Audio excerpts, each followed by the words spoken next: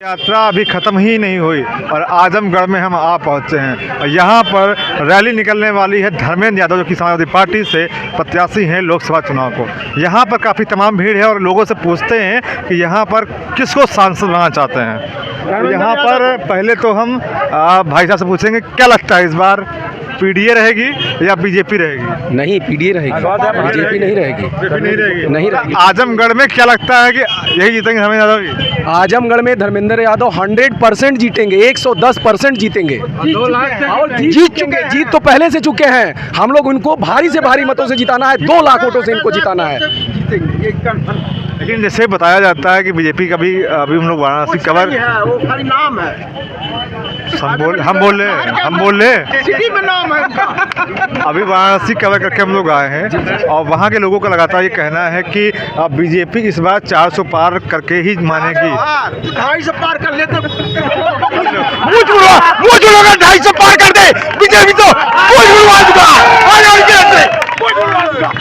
हो गया। ठीक है, तो जैसा कि वाराणसी के लोगों ने बताया कि पूरे उत्तर प्रदेश को मिला करके और जो बाकी के भी जो और यहाँ पे वोटिंग हो रही है और जो पढ़ने वाली वोटिंग है सबको मिला के 400 पार जाएगा। ठीक है, तो आजमगढ़ में क्या रुख देखने को मिलता है समाजवादी पार्टी का? नहीं, आजमगढ़ में ऐसा कुछ नहीं है। आजमगढ़ में सिर्फ सपा की लहर है।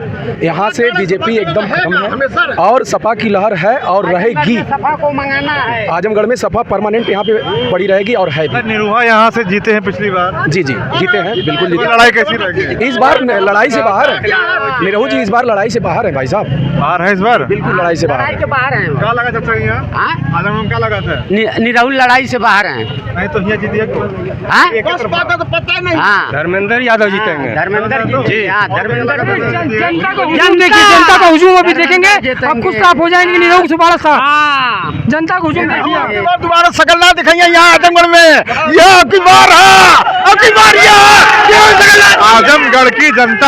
आजमगढ़ की जनता लगातार ये घोषित कर रही है कि यह देखने को मिला आजमगढ़ में पूरा सफाई गुट यहाँ पर तैयार खड़ा है और धर्मेंद्र यादव का यहाँ पे काफिला गुजरने वाला है। अब पूरी तैनाती प्रशासन की यहाँ पर तैनात है कि कोई इस तरह की घटना यहाँ पर ना हो सके जिससे परिस्थितियाँ खराब हो। और यहाँ पे लोगों ने बताया पूरी तरह से कि धर्मेंद्र यादव ही जीतने वाले हैं, बाकी दूसरा कोई कैंडिडेट यहाँ पर नहीं टिक पाएगा। क्या लगता है भैया? यहाँ पे भाई बताएंगे। मैं वसीम अहमद, मैं सपा से मंत्री हूँ व्यापार मंडल से। धर्मेंद्र को यहाँ हरा नहीं पाएगा, कोई नहीं हरा पाएगा। कोई धरती पे पैदा नहीं हुआ। मोदी जी को नारा लगा रहे हैं कि हम 400 पार कर जाएंगे, 400 पार कर आगे 4 तो पीछे चले गए ये लोग। ये क्या नहीं कह रहे हैं, ये लोग झूठ बोलते हैं। झूठ बोलते हैं जी। इसलिए ताली बजा दो।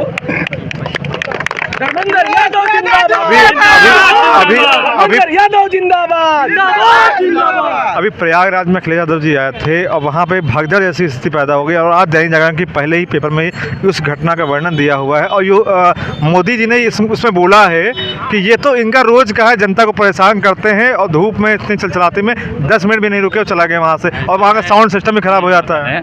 माननीय अखिलेश यादव राष्ट्रीय अध्यक्ष लोग जलते हैं जब भी आजमगढ़ में आते हैं तो कुछ न कुछ ये लोग अपना करिश्मा दिखाते हैं। ठीक है, राष्ट्रीय अध्यक्ष हमारे मुलायम यादव जी आजमगढ़ के लिए, धरती के लिए बहुत कुछ किए। और सुनिए,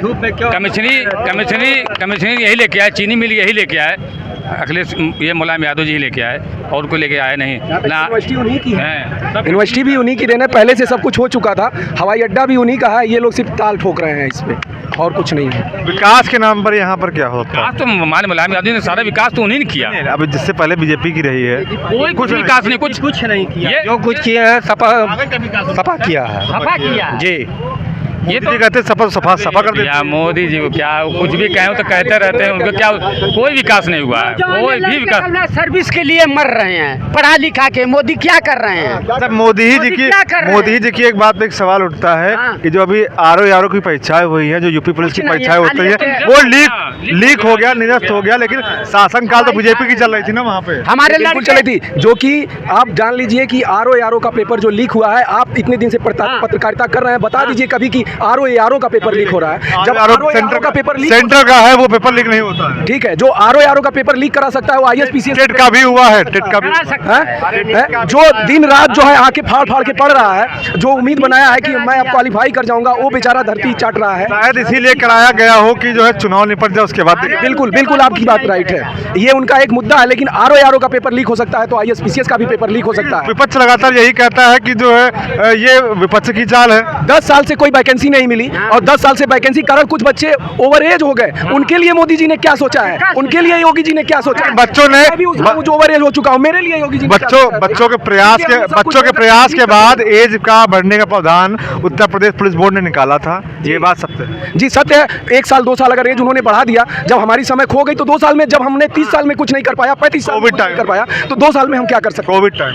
ठीक है, कोविड टाइम में निकाला नहीं तो, लेकिन ये जो वैकेंसी रद्द हुई है, ये जो RO की परीक्षा रद्द हुई है, उसमें जो वैकेंसी रद्द हुई है, RO का परीक्षा इन्होंने लीक कराया है। ये बताइए कि इस तरह की जब परीक्षाएं लीक होंगी तो बच्चे क्या करेंगे? बच्चे आत्महत्या कर लेंगे कि बचेंगे? ये बताइए। ये उम्मीद बनाए हैं, और जो ऐसी परीक्षा हमारे उम्र में कभी नहीं लीक हुई थी, लेकिन अब की बार इस सरकार में RO की परीक्षा लीक कराई गई है।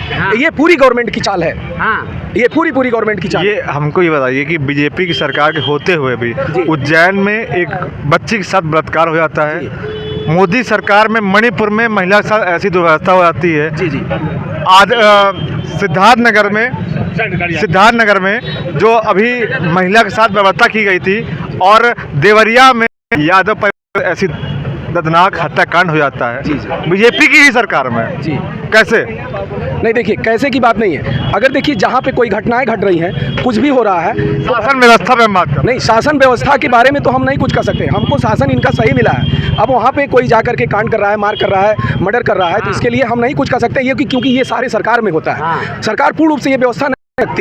आप खुद स्वयं अच्छा करिए, अगर जबरदस्ती जाकर मर्डर कराएंगे, जबरदस्ती जाकर मार, इसमें सरकार क्या कर सकती है? हम कुछ नहीं बोल सकते। हम जब भी बोलेंगे रोजगार के बारे में बोलेंगे। बात यहाँ पे उठी कि मोदी सरकार जुमला कर रही है, ठीक है, तो महिला सुरक्षा सशक्तिकरण का जो उन्होंने योजना निकाल के रखी है, 10-90 बनाया हुआ है, सब कुछ है, और हर बार अवेयरनेस प्रोग्राम में निकाले जाते हैं महिला सुरक्षा को लेकर के, लेकिन उसके बाद भी ये हैवानियत, ये दरिंदगी जैसी हरकतें यहाँ पे हो जाती हैं हमारे उत्तर प्रदेश के अंदर। ये वाकई में शर्मनाक है या नहीं है? नहीं, शर्मनाक तो है, ये बात सही है, लेकिन सपा सरकार होती तो क्या शासन व्यवस्था इस प्रकार से होती? देखिए, सपा सरकार होती या बसपा सरकार होती या भाजपा सरकार होती, ये जो नियम बनाया गया है, इसका अगर सही रूप से प्रयोग किया जाए तो ऐसी घटनाएं नहीं घटेंगी। ठीक है, ऐसी घटनाएं नहीं घटेंगी, लेकिन इसका इस्तेमाल कायदे से नहीं हो पाता है। हम लोग स्टूडेंट हैं, हम लोग हमेशा रोजगार की बात करेंगे। हम लोग भाई बहनों को, सभी को हम लोग चाहेंगे कि रोजगार मिले, अच्छा से अच्छा रोजगार मिले, और उनको किसी पे आश्रित न रहना पड़े। हम गवर्नमेंट से आज भी यही गुहार करते हैं और कल भी यही करेंगे, चाहे वो सपा हो, चाहे बसपा हो, चाहे भाजपा हो, क्योंकि हमको सिर्फ रोजगार चाहिए। हम लोग छात्र हैं, हम लोग पढ़ने वाले हैं, हम लोग दिन रात पढ़ते हैं, इसलिए हम सबसे पहली मेरी आवाज़ है रोजगार और बेरोजगारी, सबसे पहले ये दूर किया जाए। अच्छा, इलेक्ट्रॉल बॉन्ड में क्या जो बीजेपी का सबसे बड़ा स्कैम अभी उजागर हुआ था, इलेक्ट्रॉल बॉन्ड, जाने कितने करोड़ का घोटाला हुआ, पूरा देश जानता है इस बात को लेकर के, और सपा ने भी निंदा करी है इस चीज़ को लेकर के, ठीक है, कि इतना बड़ा फंड आखिर कैसे देश से गायब हो गया? जी, नहीं, इसके बारे में हम कुछ नहीं कर सकते। कोई और इसके बारे में नो जानकारी नहीं है। जानकारी रहते हुए भी हम इसके बारे में नहीं कुछ कह सकते, क्योंकि हर गवर्नमेंट यही करती है, कोई गवर्नमेंट साफ सुथरा नहीं। हम नहीं कह सकते, हम इसके बारे में कुछ। क्या नाम है आपका? मेरा नाम दीपेंद्र कुमार सोनकर है। उसका सोनकर है, ठीक।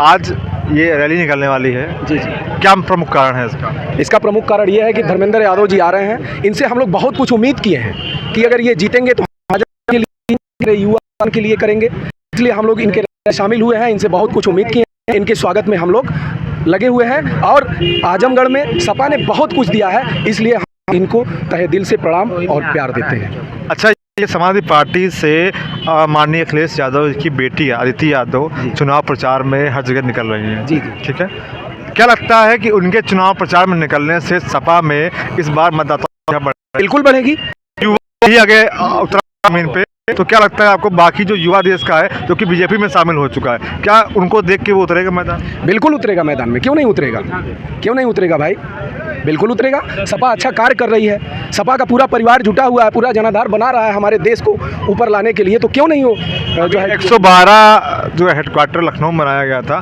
उनकी खबर मालूम चली होगी, संविदा कर्मियों उनकी संविदा कर्मी जहाँ पे काम करते थे 112 उनको सैलरी नहीं मिल रही थी, जिस पर अखिलेश यादव जी ने आवाज़ उठाने का कार्य किया था और अपने कुछ लोगों को वहाँ पे भेजने का कार्य किया था। क्या सहमत है उस चीज़ से?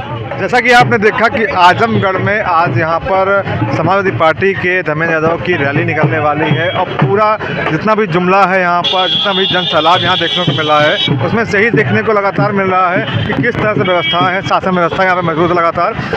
और यहाँ आजमगढ़ में सिर्फ एक ही पुकार देखने को मिल रही है, वो है समाजवादी पार्टी। आप देख रहे हैं निश्चय टाइम प्रशांत त्रिपाठी के साथ।